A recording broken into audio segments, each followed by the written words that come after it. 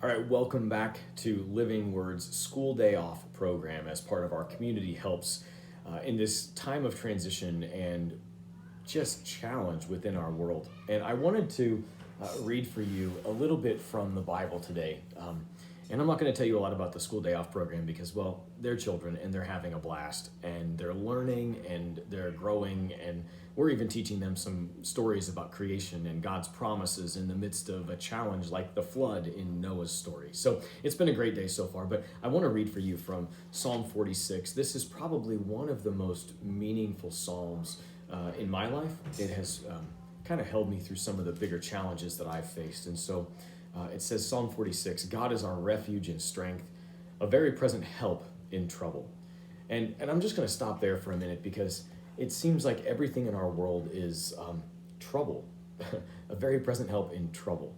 And it seems like everything around us is causing more trouble. We turn the corner and the ground starts to shift and sink, and it's like we're standing on sand on the shore.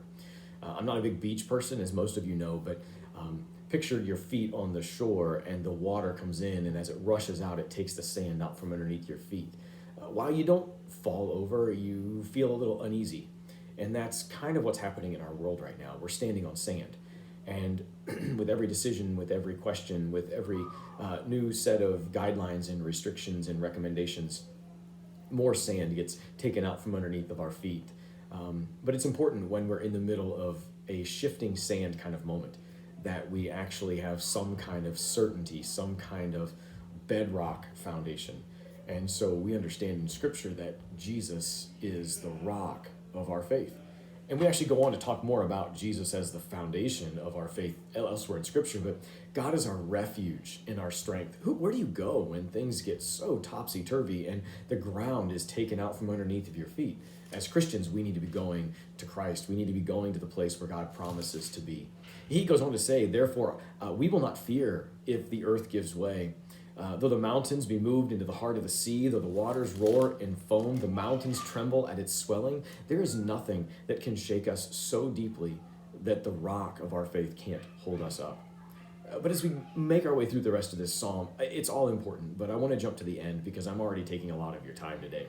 And jumping to the end, it says something very, very powerful. And this has been something that's kind of spoken to my heart in these last several days and week or so.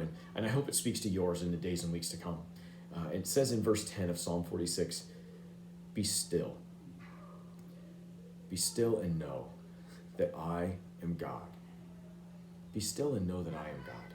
There is a lot of noise in our world.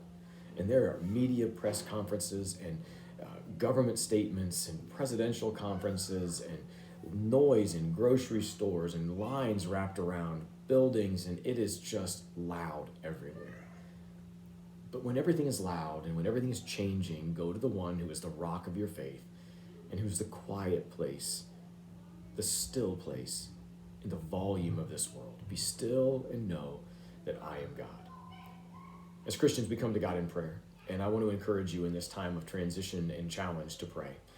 Pray like you've never prayed before, but may this prayer that you pray today be the starting point for a life of prayer in the future. And may we learn from where we are today. Learn that we should never take our faith or even those little things in life for granted. So pray. And I pray for you and for everyone out there that we would find some stability in the certainty of Christ when trouble strikes. Be still and know that I am God. We'll talk to you soon.